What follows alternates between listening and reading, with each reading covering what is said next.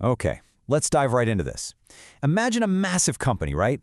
One that is just absolutely crushing it in the market. I mean, they just hit record-breaking sales, everyone's popping champagne, celebrating their best quarter ever. And then, literally overnight, they go completely bankrupt. Gone. Wiped off the map. Now, you might be wondering, how is that even mathematically possible? Well, it all comes down to the cash flow engine. Welcome to the explainer. So let's look at part 1, the cash flow trap. Sales do not equal survival. Record-breaking sales, but completely bankrupt overnight. How? Seriously, it's a shocking paradox. We're looking at a scenario where a company's greatest outward success, literally selling more product than ever before, directly led to its total, unmitigated failure. You're moving product, clients love you, the revenue looks amazing on paper, but you literally cannot keep the lights on or pay your own employees. So why did this happen? Well, it's because the corporate buyers completely ignored the hidden gears of the financial machine. Here's the trap in plain sight. The company's buyers went ahead and paid all their raw material suppliers in cash on day one. Boom, instant drain on their bank accounts. But on the flip side, they allowed their own customers a full 90 days to pay them for the finished goods. That 90-day gap, it's an absolute black hole. They completely ran out of cash to pay their own team while just sitting around waiting for that income to finally arrive. Which brings us to Section 2, debit versus credit cards. Let's strip away all the corporate jargon for a second. In simple words, let's establish our baseline. Payment terms are really just the negotiated rules dictating exactly when a vendor gets paid after delivering the goods to you. And the credit period? That's the exact number of days, you'll hear this called net 30, net 60, maybe net 90, that you, as the buyer, get to hold on to your cash before legally having to transfer it over to that vendor. Think about buying your weekly groceries. A debit card functions just like an advance payment. You swipe it, and bam, there's an instant drain on your bank account. The cash is gone today. But a credit card, that acts like a net 30 agreement.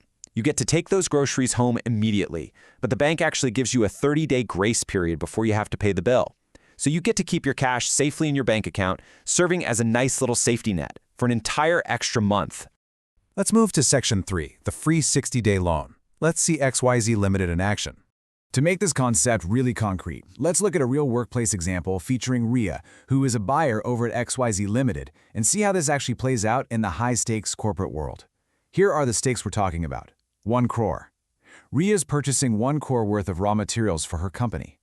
Now, if she just casually agrees to an immediate payment term with her supplier, XYZ Limited instantly loses 1 crore of working capital today. Just like that cash is immediately vaporized from their reserves. And this brilliantly illustrates the sheer power of negotiation. Let's trace the timeline. On day 1, you receive the materials. Fast forward to day 30, you've manufactured your product, sold it, and crucially, collected your revenue. And because Ria strictly negotiated net 60 payment terms, she gets to hold on to that cash for another 30 days before finally paying the original vendor on day 60. By doing this, Ria effectively secured a massive interest-free 60-day loan for her company. Pretty smart, right? Now onto Section 4, the start date trap. Because you have got to ask, when does the clock actually start?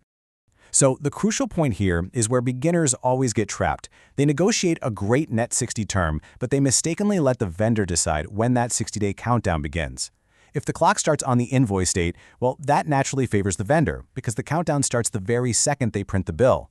Compare that to the goods receipt date, which favors you, the buyer, because the clock only starts when the items actually physically arrive at your warehouse. Why does this matter? The transit trap. Think about it. If transit takes 15 days and you agree to use the invoice date, you literally just lost half of your net 30 credit period while your goods were just sitting on a moving truck.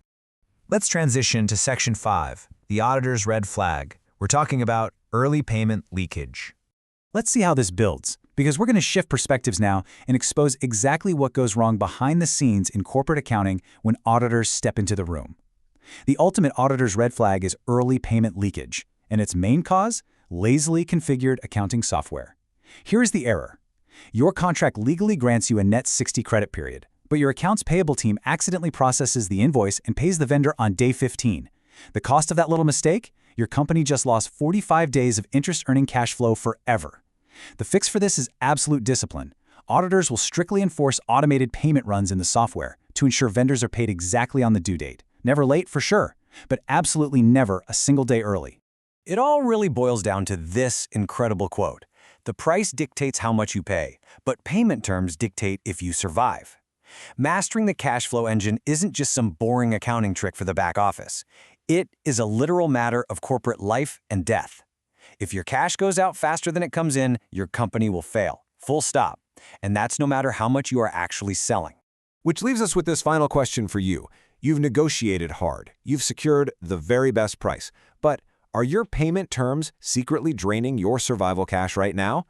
Think about the agreements you currently have in place. Are you paying your suppliers on a debit card while your clients treat you like a credit card?